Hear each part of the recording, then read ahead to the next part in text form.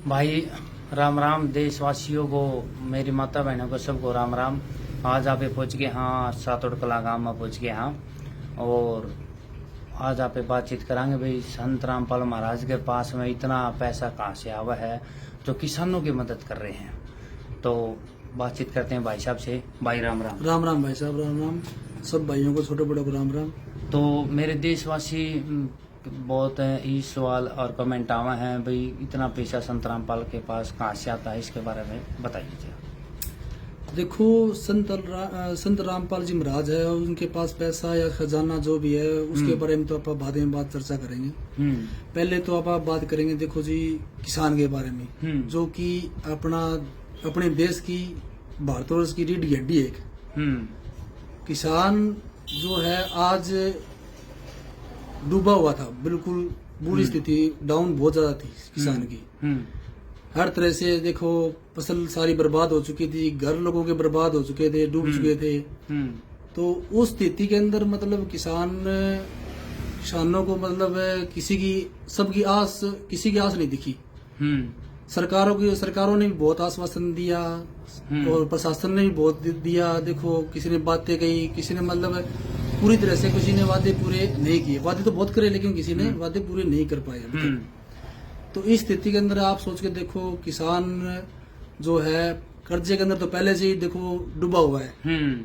ठीक है ना। तो आज जो फसल बर्बाद हो चुकी थी, इसमें बिल्कुल डूब गया था। तो इस स्थिति के अंदर मतलब किसान को बचाने के लिए कोई आगे नहीं आया था। तो इस स्थिति को देखे संत रामपाल जी महाराज ने जो आगे आए है, शायद ही कोई आया होगा।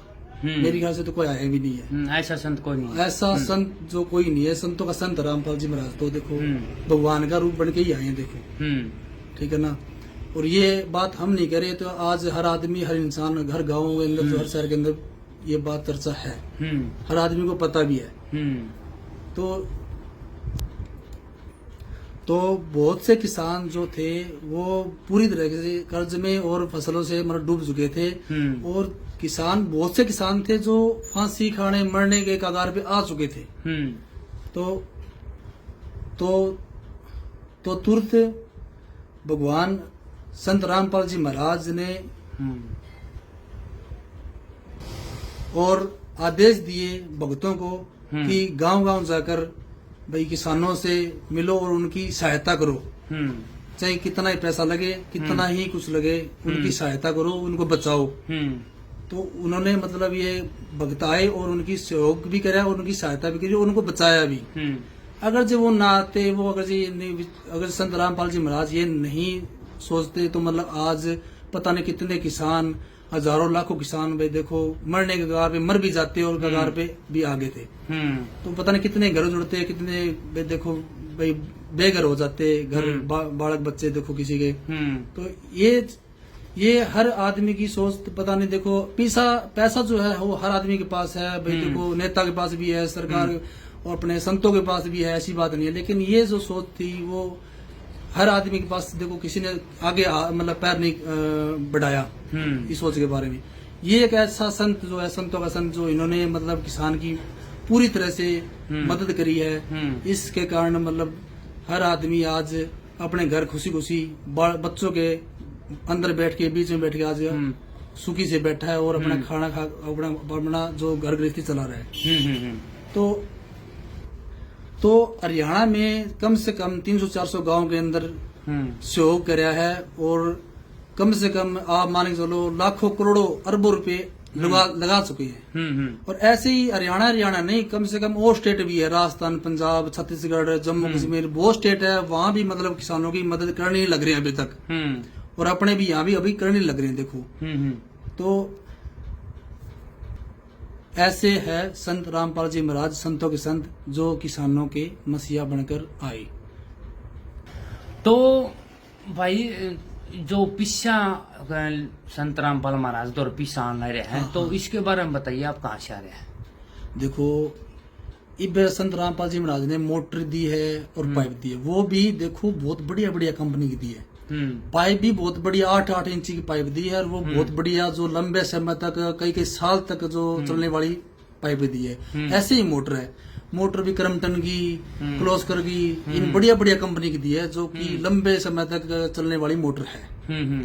तो ऐसे संत रामपाल जी महाराज के जो भगत है वो भी बहुत अच्छे हैं, जो देखो दिन रात तो सेवा में, किसानों की सेवा में जुटे हुए हैं। तो भाई एक लग आपने जो सवाल कराया था मैंने शुरू में आपसे, तो उसका अभी तक आपने जवाब कौन दिया है भाई? ये जो पिस्सा संत रामपाल महाराज के पास किन्न था है, इसके बारे में आपने बताया आपने अभी? उसके बारे में भी भाई साहब आपको जरूर बताएंगे। देखो वो ऐसे है, देखो हमने सुना है, हमारे दादा परदादा जितने बुजुर्ग है हम सुनते आए हैं, सुना भी है, और देखो सबने सुना है। तो देखो हम जब भंडारा लगाते हैं, किसी चीज का भंडारा लगाते हैं, तो वहाँ हम एक प्रसाद बनाते हैं। तो प्रसाद बना के उसके ऊपर आप मतलब एक चादर या पर्दा ढक देते हैं प्रसाद के ऊपर।